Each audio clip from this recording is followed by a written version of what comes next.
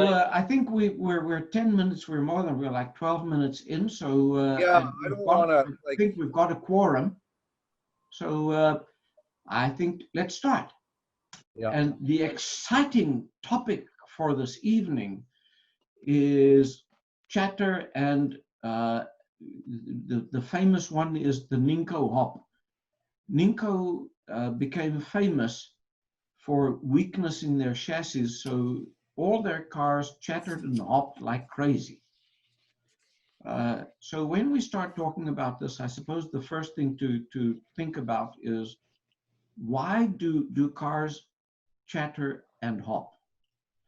And typically it's because of unwanted movement of the back axle. Uh, and the movement in the back axle typically comes from two sources. The first one is the axle moving in the bushings. Well, let me rephrase that. I'll add 50% more. There are three reasons for chatter. The axle moving in the bushings moving in the chassis, and the chassis flexing between the motor and the back axle. Those are pretty much the three reasons why cars chatter when they corner. and That's for out of round tires too, or bent axle. Yeah, but we're going from the assumption that you've glued and trued your tires, so Okay. that's not going to be a cause, because all of us glue and true our tires, right? They're all perfectly glued. I They're all haven't. perfectly. I will. You better get with a program. That was Yeah. lesson one, how to true tires. Oh, I've been doing it for years, and I used to do it when I raced on a regular basis. Basically, all I did was take a block of sandpaper and mount the chassis on a hinge kind of thing. I can't remember exactly how I did it. Make sure I'm absolutely level and power the motor, the axle, and just go down there lightly until it's a nice steady, instead of a shh, shh, shh, it eventually goes to a steady shh against the sandpaper. I did that back in the 80s with 124th Outlaw 12s. So Yeah, I think all of us, well, I did it in the 60s where we used to use Cox foam tires, and you just glue the tires to the wheels, and then you just stick the car down on a piece of sandpaper, and that was it. Okay, so let's talk about what do you do to address all of these issues. The first one, the movement in the bushings. One of the solutions we spoke about was last week when you do the super glue trick. When you have a plastic wheel car that you can't pull the wheels off and you can't get the axle out of the bushings, and you're stuck with the pathetic bushings that are there. So that's the one thing. You do what we did last week, i.e. you glue get the super glue in there. The other thing, obviously, is you take out the rear axle and you put it in the round filing cabinet, i.e. the garbage can. And you replace the whole thing with good bushings, good axle, good gear, good wheels. But that costs money. And recommend. but either way, so the first thing is to make sure that you're not getting movement in the bushing, is either to do the super glue trick or replace the bushings, axle, and etc. Dead simple. The next thing is sometimes you'd find, especially with the cheaper brands, is that the bushing actually moves in the when you clip it into the chassis, it actually has some slop in it. The solution to that is again dead simple. You just make sure that you remove all the oil with some alcohol. I'm doing that now. Thank you.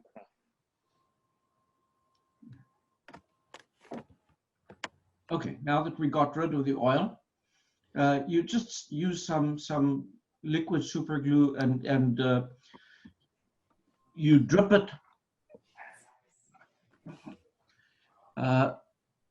you just drip it. I'm going to just, if you bear with me, I need to pin my video so that I can see what you guys are seeing. You just drip some super glue over there, on top of the bushing, and on the other one, the same. Are you with me? So it's Yeah. just a little bit of super glue. Of course, the big concern is make sure that you don't glue the axle into the bushing. Mm-hmm. And then you just leave it for a while, and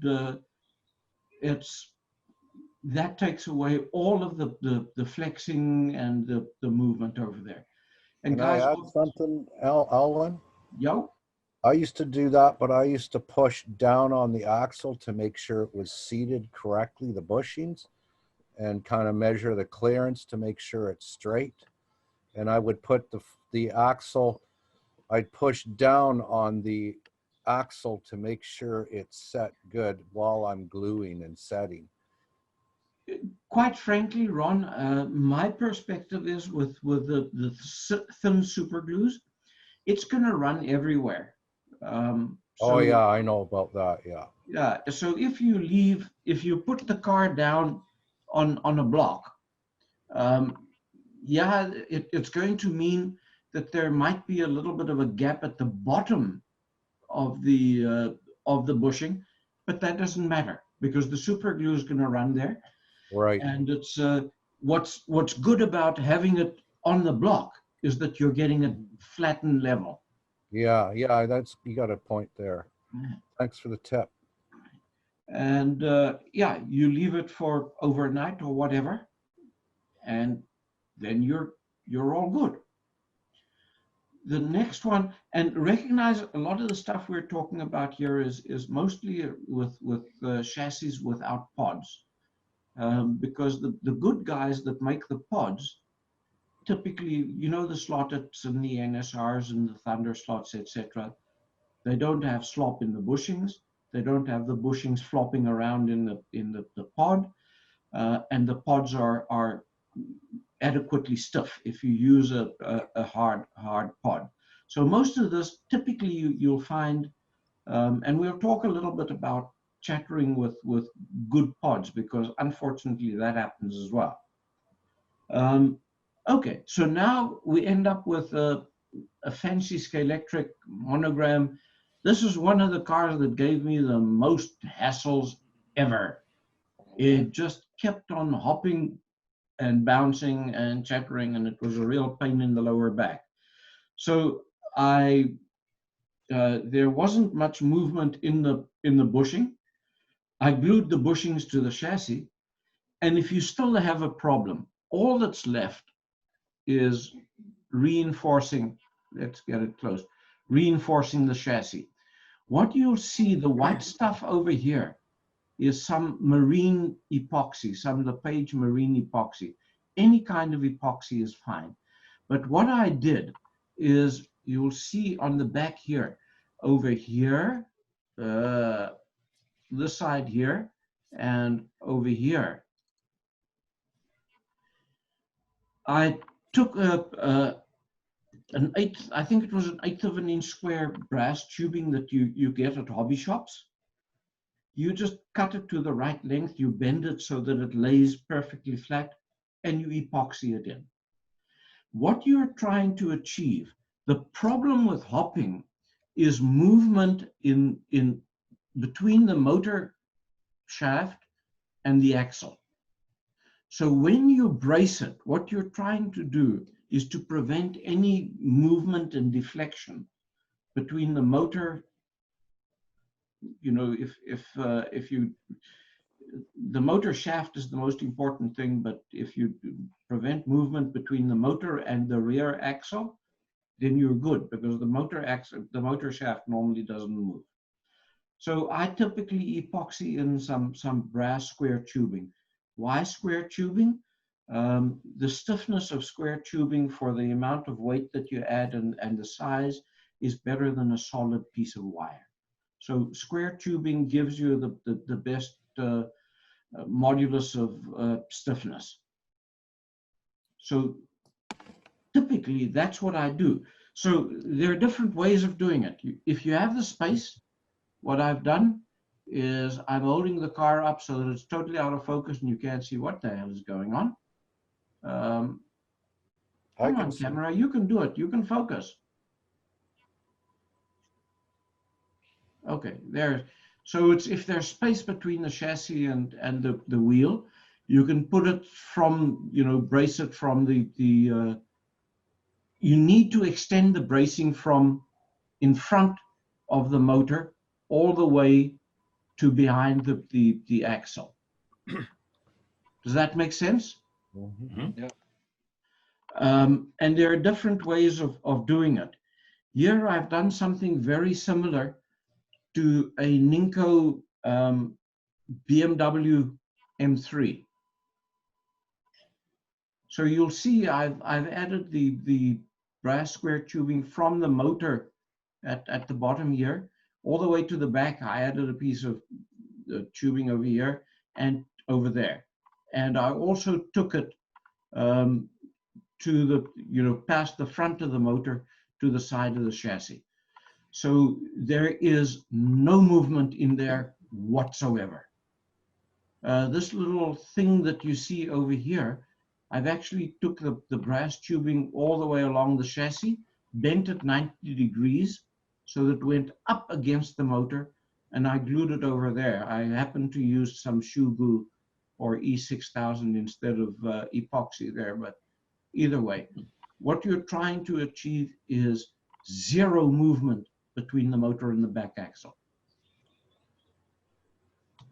Does that sound logical? Sounds logical to me. Definitely. The other way of doing it, and the fact that I'm showing you two Ninkos tells you about Ninkos. Mm-hmm. The other way that you can do it is what I've done over here is glue some brass tubing from the motor to the back of the chassis. Because there you've got the advantage is now you're got some leverage. If you glue it far behind the actual axle, you're really eliminating any movement on the back on the axle itself. Can anybody see any problem with this approach? I'm just curious what it's like to replace the motor. What's that epoxy like to free up the motor? None of these typically, you need not epoxy the motor in position. I glue in the motor with a removable glue like shoe glue or E6000. Yeah, I've always used hot glue. I guess that's not strong enough, eh? I don't like, going back 40 years, working with a good engineering colleague, he used to have the expression that pop rivets is not an engineering fixing. I feel the same about hot melt glue. I just don't like hot melt glue. I just don't think it's strong enough and etc. I'd rather just use my go-to glue is E6000. Yeah. Where do you get that? Like Canadian Tire, Home Depot? Canadian Tire. It's Local? relatively inexpensive. What I like about it, it is very low viscosity when it comes out of the tube. So it flows well. You can place it exactly where you want it. And then it dries relatively decently. It dries not hard. It's still, there's some movement to it, as it were. But it's strong. And if need be, you can remove it with some effort because it's a good glue. But you can remove it and you can replace the motor. Okay, so guys, the problem with what I've shown you over here is it's impossible to remove the back axle now because you can't lift the bushing out of the chassis. So if I ever have to replace this axle, I'm going to be cursing myself. But that's the bad news. The good news is it won't be the first time that I've cursed myself, and I'm damn sure it won't be the last time. I've seen these motors last quite a long time compared to the 124 I came from in the HO. The only motors that I've ever had to replace was some slotted orange end bell motors. So I don't think worrying about replacing a motor is a big deal. It's to me, it's I'll deal with the issues when and if I have to deal with the issues. Yeah. It's more of a concern if you have to remove the bushings and the axle. But if you take a look at what I've done here with this car, with this brass tubing over the top, I actually just replaced the wheels with metal wheels as well. What brand of chassis is that again? That's Ninko. Okay, I've actually got those, so I'm not that obsolete. Yeah. Some Mercedes, I can't remember. There's sedan, the one that was famous for flipping at Le Mans. Both of them flipped, and Yeah, it's the CLK. yeah, okay, I've got a couple of those. So, hey, so I've still got some up-to-date cars. I didn't know. Don't judge modern technology by what I've got, Ron. I tend to buy cars that appeal to me, regardless of how good or bad they are technically, because I feel with some effort, like the things we're discussing here, you can get just about any car to run decently, and you can only have one fastest car. So Yeah. I like this M3. It looked good. GTR, that's like IMSA GT cars. Yeah, and is it my fastest car? Not by a country mile.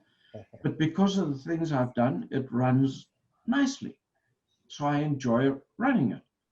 And that really is to me what it's all about.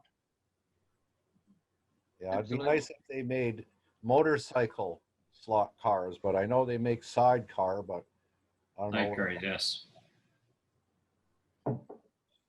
Those sidecars that we used to run at Luff's track were always a great amount of fun. Yeah, I had a blast with it. I almost had a buddy of mine come up with his sidecar, 1-to-1 scale, to check it out and offer you guys all rides around the block with it. Yeah, but it wouldn't fit on the track, Ron. No, it wouldn't fit on the track. Yeah, that's a problem. Yes, it Wrong would. track. It would fit on the track. Yeah. Wouldn't be able to ride it on the track, but it would fit. Yeah, And collapse Cover the whole everything. track. and it wasn't the Formula One sidecar he's got. It's the It's a bitch to get up on top of there to get on the track, though. typical. You guys ever seen sidecar racing? They used to do it at Westwood. I actually knew a guy that was racing. He hand built his own, actually. Guys, the only extra thing I wanted to show on this is a front motor car. Mm-hmm. And so the issue is that you still want to have complete stiffness. And this camera is struggling. Okay, it's sort of focused now. You still want stiffness between the rear axle and the motor. So what I did over here, because I'd cut away part of the chassis, I just added square tubing all the way from in front of the motor all the way to behind the back axle. And this car, for a front motor car, runs just beautifully. It's dead smooth. It's quick. It has good grip. It's just a treat to drive. You Show So me you that just- again, Owen? Sorry? Show me that again, please. There, you see it? That's it. Oh, I'm not going to give away some secrets. Yeah. I'm not looking for secrets. It's the same LePage marine epoxy that I used, and the 16th of an inch square tubing, Ross. Okay. Come on, camera, you can focus. You can do it. You can do Facing it. you. Come on, camera, focus. I got you on full screen. I can see it fine. A little blurry, but I definitely can make it out. Yeah, You guys so are still it's- running front engine class? there we go. Yes, Hey, there it's focused. So yeah, Ross, it's just, I just ran a straight piece of square tubing all the way from the front to the back and Yeah. glued it in well with, and the camera decided, there we go. There you go. Just hold it there. Good. oh, And when on you the have front to, motor cars, you need to make sure, of course, that there's no slop in that bushing on the drive shaft by the rear axle as well. So this bushing there, you need to make very sure that there's no slop in that. you need to put your brass tubing across from one side to the other to really stiffen it, I guess, eh? Or you just run two parallel down the side. I'm not. You'll see what I had here at the back. Yeah, it looks like glue, I but I don't brought know if it there's. around from the one side to the other. Uh-huh. I don't think that is as critical, Tim. Typically, you get it. It bends, you know, Yeah, I was thinking of torque. like this, and it moves like this, twists. Mhm. So if you have it solidly put together like I have it over here, Mhm. I mean, you're not talking about King Kong trying to twist the chassis. Mm. There's and I tend to run softish motors. I don't run massively powerful motors. So it's more important to if you've got it along the sides over here, you're 90% of the way there. I mean, you've gotten rid of damn near all of the flex there. Mhm. So I would never bother with having a cross brace. I was just thinking at the X. back end, if you had behind the rear axle Yeah. space, if you would put something to connect the two. The dots. Yeah. Yeah, it's. I think that is sufficient because it is already, when you add the stuff that I've got here, you've already increased the stiffness by a factor of 10. Right. You know, do you need to increase it by another 10%? Nah, I'm not too concerned about that. Now, these are cars that you've mentioned so far without pods. Do you like to take a car with a pod and stiffen the pod in any similar way? Yes. Yes. If you use any of the decent slotted pods, you really don't have to worry about it. Some of the early racer sideways pods, especially on the angle winders, had some issues. Some of the scale auto pods initially had issues. But if you just glue the motor in properly and run some glue below the bushing holders, normally you're okay.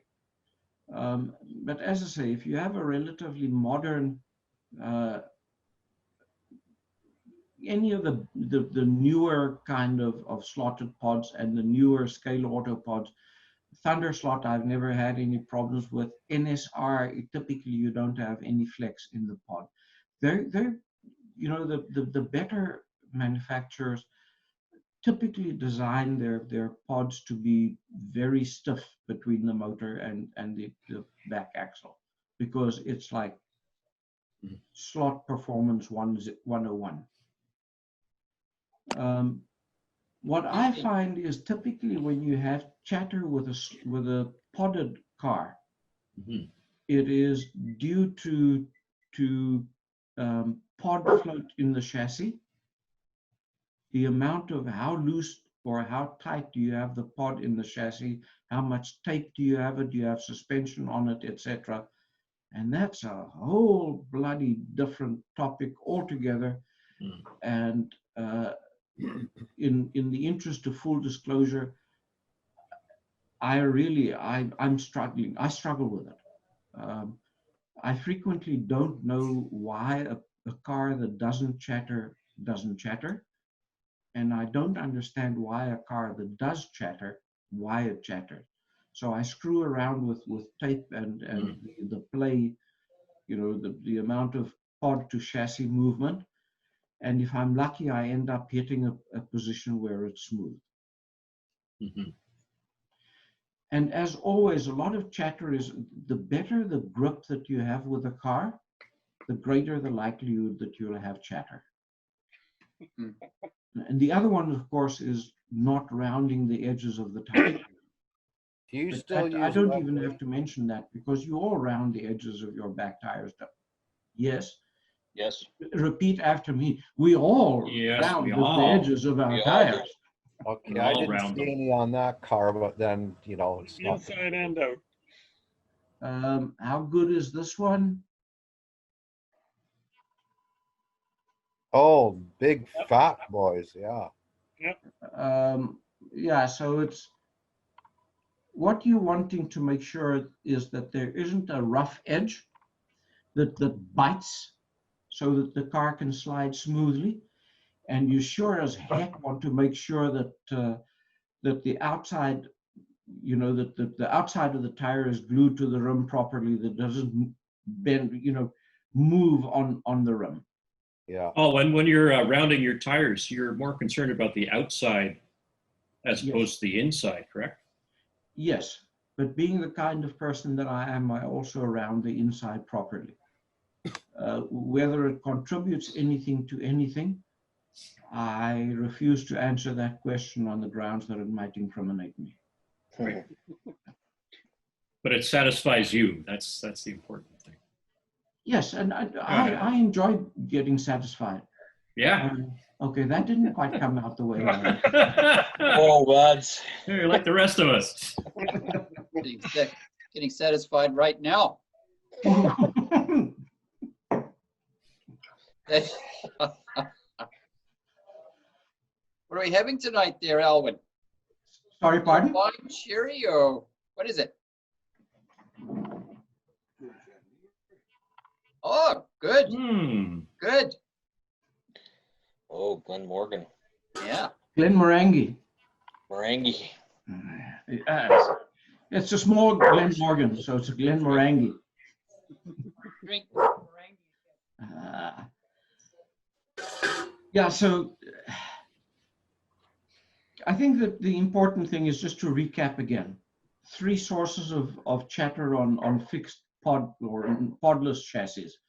Axle in the bushings, bushings in the chassis, and flex between the motor and the back axle. So if you have chatter, if you address those 3 things, you should hopefully be fine.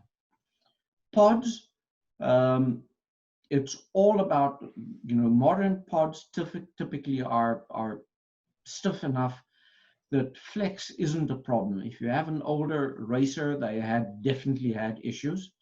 And even some of the inline slotted pods now have a wire that you clip in and screw in at the back to stiffen between the motor and the chassis. I don't know if you guys have seen that. Yeah, I've seen those. Yeah, but that means you end up with a rock solid back end, and that's what you want. If you have chatter with a chassis, it's all about the movement between, a podded chassis, then it's all about the movement between the chassis and the pod. And to get rid of it, you fiddle around with more or less tape, more or less play between, you know, float on the pod. You know, when you talk about potted chassis, take NSR, they've got a medium hard, extra hard, soft chassis you can buy, but the pods are quite stiff. So obviously there are people that want the chassis to flex. Typically, chassis and motor pod are 2 very different things. Right. For with high grip, which we typically have on wood with good, well-prepared urethane tires, you really want to have a pod. If you have a pod, it's got to be the hard pod, with minor exceptions, because that way you make sure that you don't get that flex and that chatter. chassis is not that of a concern, because if you take a look at the Thunder Slot chassis, they're like overcooked spaghetti. Yeah, they're pretty That's paper. an engineering term. Mm. I mean, they're really very flexible. See, that's what I mean. So to me, But- you're not really worried about if you have a podded chassis, slotted NSR, whatever it is. You don't really care too much about the The chassis. chassis. It's the No, pod. Mind you, I'm not. Yes, I have replaced chassis with hard chassis, and I've truly not seen, I just don't think it's worth the effort. As long as you have a hard / stiff pod, in our racing on wood with high grip, and the other area where they like a lot of movement is on the plastic tracks with magnets, because they want the car to conform to plastic tracks are very uneven.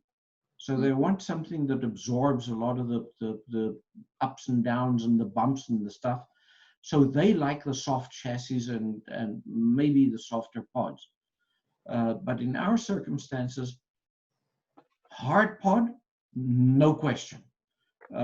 Chassis, not that important. okay, so another question, a little bit off track here. Off track, Got a hard- when you've gone too fast. That's right. I have another problem. But with the hard, with the hard pods, how do you get the motors in and out? Because I've got some solid pods, and it is just a bear to get that motor in or out. Yeah, the answer to that one is very carefully. Okay.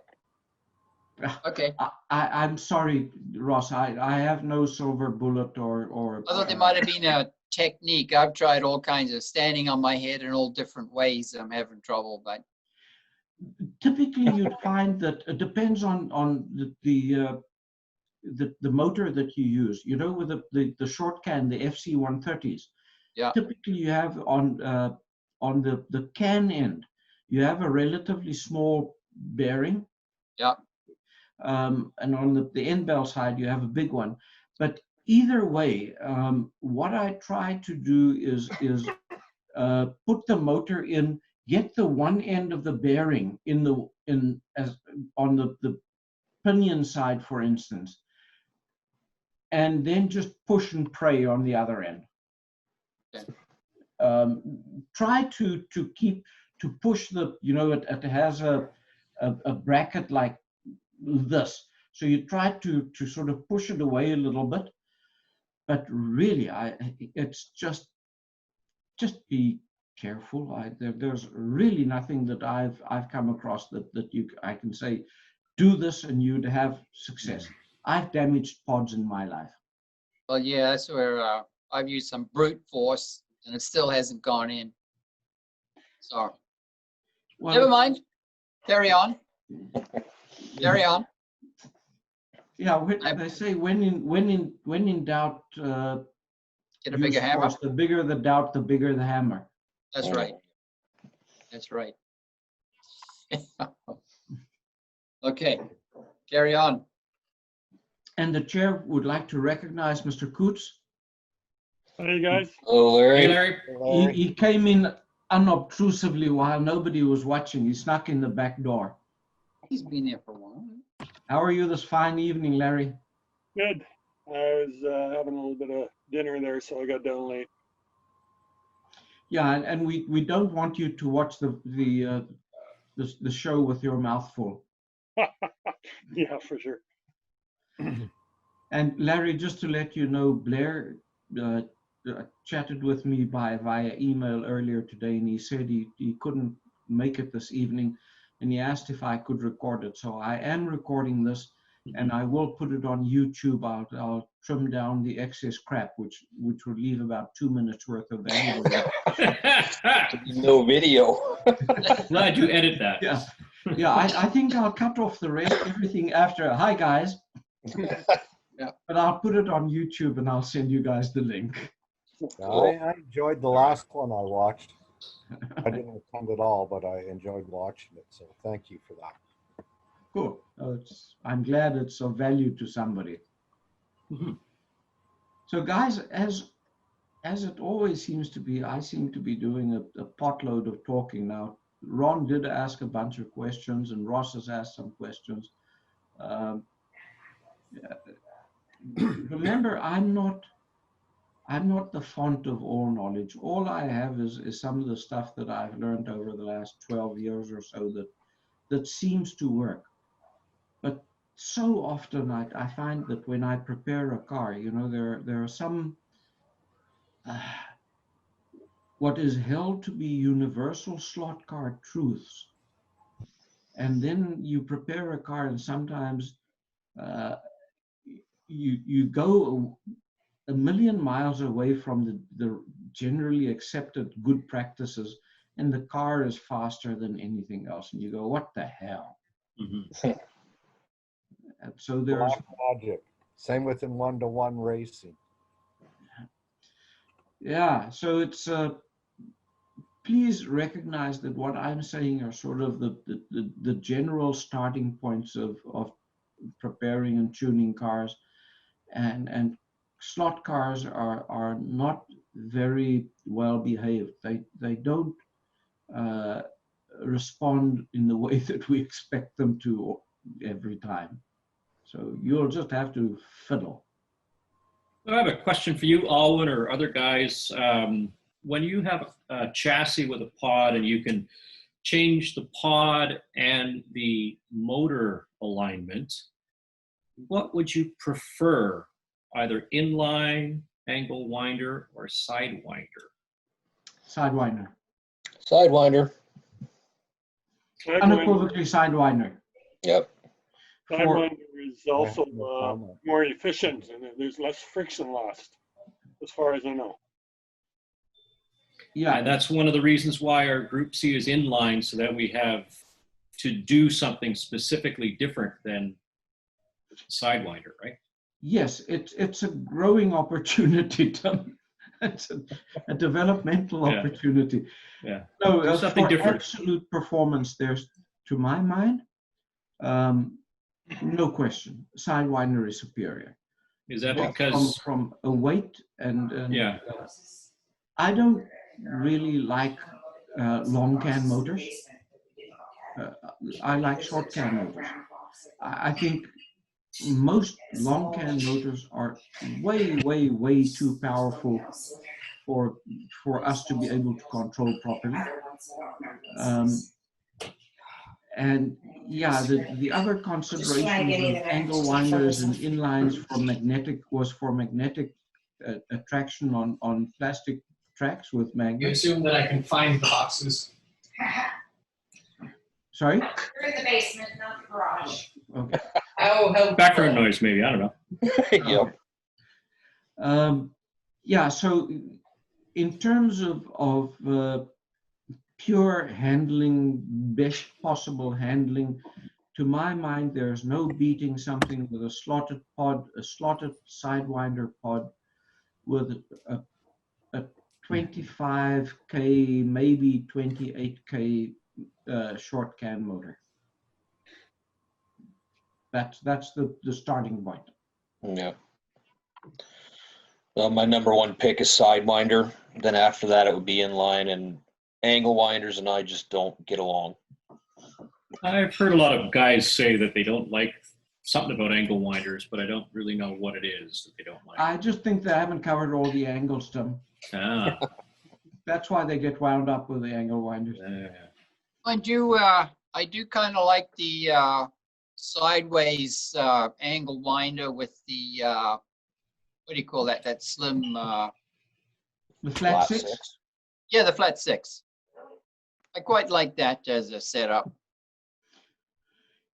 Yeah, that doesn't mean that you cannot get some of those. I think the later incarnation sideways angle winder pods and the most current scale auto angle winder pods are very good. They've improved them. They are very stiff, between the motor and the rear axle, and you can get them running very, very well. When I say, you know, the best possible performance, I'm talking about trying to compete against some of these idiots on in the proxies that have some kind of magic touch that I do not have. And the chances are there's a guy, Chris Walker, Sure. out in Toronto that sometimes still uses an angle winder, and he gets amazing results. But I mean, this guy is diabolical. He should be sent into some kind of other dimension. He shouldn't be allowed in proxies. Yeah, So I don't know if you watched I was following the the Trans Am 2020 proxy and also the Ford versus Ferrari a little bit. And I noticed that, what is it, DRW 21 down in New Zealand or something, who makes brass chassis also. He was right up there with Alan. And Alan was running a Thunder slot with a P330 body on it. And Alan had the top time for qualifying and lap time. yeah, metal chassis are a whole different ballgame. I plead complete on plastic chassis. I plead ignorance, and on metal chassis, I plead oblivion. I have no idea. I also know that at least Alwyn and John, and maybe others, have run Revo slot, which is the metal chassis with a pod. And I'm curious if you rate them good, bad, indifferent, or how do they compare in your eyes to plastic chassis? They're good, but they're noisy. Yes, they're good. Yes, noisy. The newer ones are not that bad. Tim, my perspective is the best out of the box slot car. If you take it out of the box and glue and true the tires and put it on the track, I think Revo slots are the best cars you can buy at the moment. You're ripping. Actually, I should take back my previous statement about not getting along with all angle winders. There are some that I do like. My Revo Supra is actually one of them. I do like that car. And that's an angle winder. It's a very solid, consistently planted car with that chassis. I like it. I do like the car. Do any of you think it has anything to do with the weight of the chassis? Yes. Contributing factor, yep. It's very heavy. Yeah, they're about 100 and some odd grams. I think they're 100 grams out of the box. Yeah, 110, I think. Yeah, so that somewhat mitigates the impact of the configuration, be it inline sidewinder or angle winder. The other thing, John, that I think that also contributes to that is the fact that they use a short can in the angle winder configuration. Exactly. It's not a monster motor in there. Yeah, it's not that 6 foot long FK 180. It's they also use the FK, but it's an FK 130. It's not so, and it's not over motored or anything.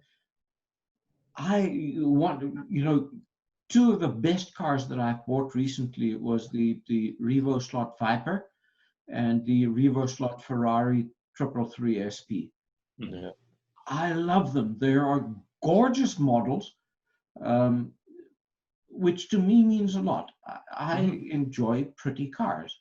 I would rather have a pretty car that is basically not that great and I'll tune it to run nicely than have an ugly, fast car. You wouldn't like my cars then. Yeah, that door stopper of yours, Ron, is just beyond the pale. That thing is famous. It got outlawed years ago, and all of a sudden it was legal, and it was competitive. It wasn't a winner, but it was definitely competitive. Yeah, but it's not a car. No, I love It's and a one of the shape. things that attracted From me back to inception. the hobby was the prettiness of Yeah. cars that I saw in the 60s, you know, in real life, and the beautiful models. I'm just, and I'm talking about cars, not women. Yeah. Those are good too. Mhm. Don't get me wrong, but I just love the pretty cars. Slow and pretty is better than fast and ugly. Yes. In women too.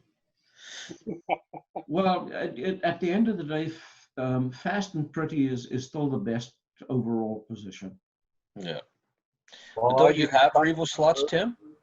I have one, and I was looking at getting the Ferrari 333 because I love it. Just like Alwyn says, I've always loved that car. Yeah, I saw And him I in was- Portland live. World So I Sports Car was called back IMSA Portland. Mhm. Yeah, they're beautiful cars. I got wicked pictures of them. If you guys are wrong. Mm. Yeah, So Tim, I I can would have highly recommend it. good. Do it. I'm the little devil on your shoulder saying, do it now. Hey, excuse me, I'm going to order something.